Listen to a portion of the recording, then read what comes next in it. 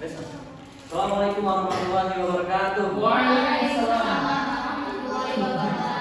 Selamat pagi anak-anak. Pagi. Gimana kabarnya hari ini? Baik. Baik ya. Baik. Oke, Bapak terlebih dahulu. Ya. Hari ini ada yang berangkat atau berangkat semua? Mas Soleh. Hah? Mas Soleh nggak berangkat. Mas Soleh nggak berangkat? Kenapa Mas Soleh nggak berangkat? Kurang tahu Pak. Kurang tahu ya. Iya. Tidak sebelum memulai pembelajaran pada pagi hari ini, mari kita membaca basmalah terlebih dahulu bersama-sama. Bismillahirrahmanirrahim.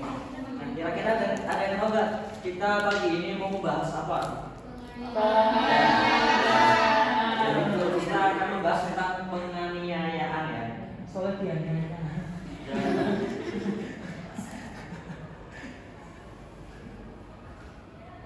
Ampun salah. Pengertian penganiayaan. Nah, dalam pidana Islam, istilah penganiayaan bisa disebut jarimah atau tindak pidana pelukaan. Nah, menurut Kamus Al-Munjid diterangkan bahwa pelukaan adalah dari kata jarak yang berarti sok badani, yaitu menyakiti sebagian anggota badan manusia. Penganiayaan sendiri yaitu perbuatan tindak pidana berupa melukai, merusak fungsi atau menghilangkan anggota tubuh seseorang yang dimaksud untuk menyakiti atau menyiksa orang lain dengan sengaja. Jadi secara sederhana penganiayaan itu adalah melukai seseorang dengan sengaja seperti itu. Kemudian macam-macam penganiayaan. Macam-macam penganiayaan di sini ada dua, yaitu penganiayaan berat dan ringan. Nah, penganiayaan berat yaitu perbuatan merusak bagian badan yang lain yang menyebabkan hilangnya manfaat atau fungsi anggota badan tersebut, seperti memukul tangan sampai patah, merusak mata sampai buta dan lain sebagainya. Kemudian penganiayaan ringan yaitu perbuatan melukai bagian badan yang tidak sampai merusak atau menghilangkan fungsinya, melainkan hanya menyebabkan luka atau cacat ringan. Sampai di sini ada yang ditanyakan atau kurang paham? Nah, bedanya penganiayaan berat sama ringan itu apa? Ayo, katanya udah paham. Kalau penganiayaan berat itu yang bisa merusak fungsi, kalau yang penganiayaan ringan itu tidak sampai merusak fungsi, seperti itu. Paham ya? Oke, lanjut. Nah, tindakan penganiayaan tadi dikenakan sanksi apabila memenuhi unsur-unsur sebagai berikut. Yang pertama, perbuatan tadi menimbulkan rasa sakit atau luka pada badan orang lain. Kemudian yang kedua, tidak dengan maksud, patut dan atau dengan kata lain melewati batas yang diizinkan. Kemudian yang ketiga, perbuatan diiringi dengan niat ingin menyakiti orang lain. Nah, dengan terpenuhi tiga unsur di atas, maka dapat dikatakan pelaku telah melanggar ketentuan yang telah diciptakan oleh syariat. Dan barang siapa yang melakukannya, maka wajib terkena hukuman yang sudah ditetapkan karena pelaku telah memenuhi unsur-unsur tindakan penganiayaan. Jadi kalau si pelaku sudah memenuhi unsur tadi, perbuatan menimbulkan rasa sakit, melewati batas, dan mengiringi ingin menyakiti orang lain, maka pelaku tersebut wajib dikenakan sanksi. Nah, sanksinya apa saja? Sanksi dalam hukum Islam yang pertama ada hukum kisos atau balasan setimpal. Jadi misal kalian dipukul sampai tangannya patah, nah kalian itu boleh mukul balik sampai patah juga. Itu namanya hukum kisos atau balasan setimpal. Kemudian hukum qiyam. Nah, misal kalian itu dipukul tapi kalian tidak membalas pukulan, tapi kalian membalasnya dengan denda buat berobat sesuai dengan lukanya itu. Kemudian yang ketiga ada hukuman takzir, yaitu penganiayaan tidak memenuhi syarat atau kisos atau diat, pelaku dapat dikenakan hukuman takzir. Takzir adalah hukuman yang sifatnya lebih fleksibel, ditetapkan oleh hakim seperti hukuman penjara, cambuk atau sanksi lain. Nah, jadi hukuman takzir itu ketika si korban itu nggak melakukan hukum kisos, melakukan diat, tetapi dia menyerahkan kepada hakim atau ke penjara seperti itu. Kemudian dalam hukum pidana, hukum umum itu ada penganiayaan ringan. Nah, penganiayaan itu maksimal 3 tahun penjara, 3 bulan.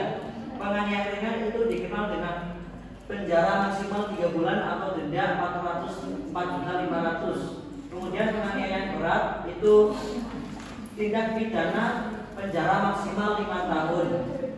Jika menyebabkan kematian, maka hukumannya dapat meningkat hingga 7 tahun.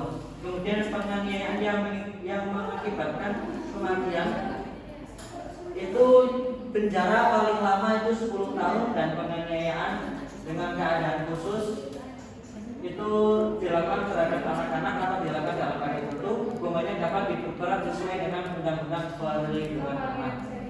Sampai di sini ada yang ingin ditanyakan? Halo. Paham ya? Paham. Sekarang Bapak akan membagi kelompok. Bapak akan kasih kalian studi kasus. Nanti kalian analisis jenis penganiayaan seperti Apa? ya, seperti apa? Ya. Ini kelompok 1, kelompok 2. Silakan. Bapak kasih waktu 5 menit.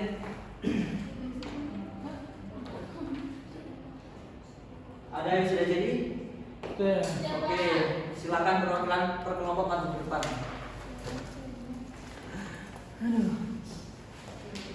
Sini Mas Ardi. Iya.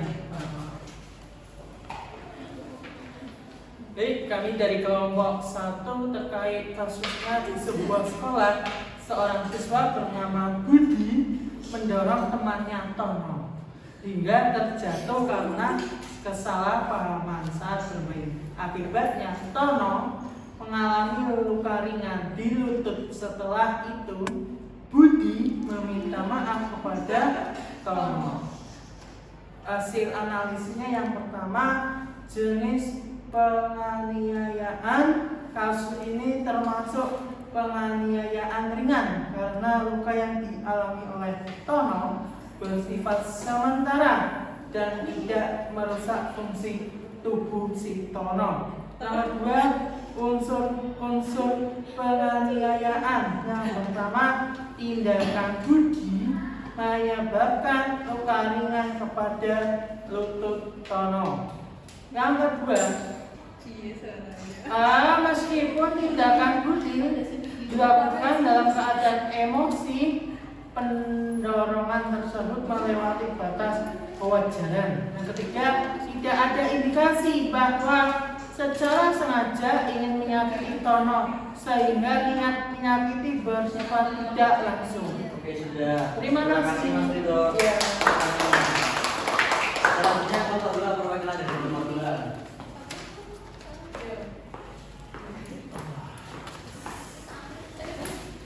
Untuk perwakilan dari kelompok 2 yang pertama itu kasus seorang pria bernama Rudi terlibat dalam pertengkaran dengan tetangganya Andi karena masalah batas tanah. Nah, dalam pertengkaran tersebut Rudi memukul Andi dengan tongkat kayu yang menyebabkan salah satu tangan Andi patah. Setelah kejadian, Andi dilarikan ke rumah sakit untuk mendapatkan perawatan.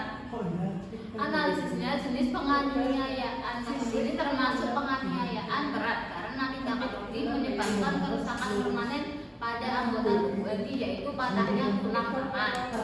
Nah, solusi atau sanksinya, hukum Islam Rudi dapat dikenakan hukuman kisos, balasan yang sama, atau harus membayar diat denda pada Andi jika Andi memaafkan. Nah, penyelesaiannya damai. Mediasi dapat dilakukan untuk menyelesaikan masalah tanah dan memperbaiki hubungan antara kedua pihak. Oke, terima kasih Yulin.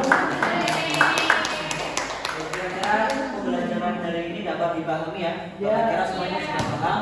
Selanjutnya Bapak kasih tugas, tolong kerjakan di buku paket halaman 50 maksudnya. Dikumpulkan di minggu depan ya. Oke, Pak. Iya, Pak.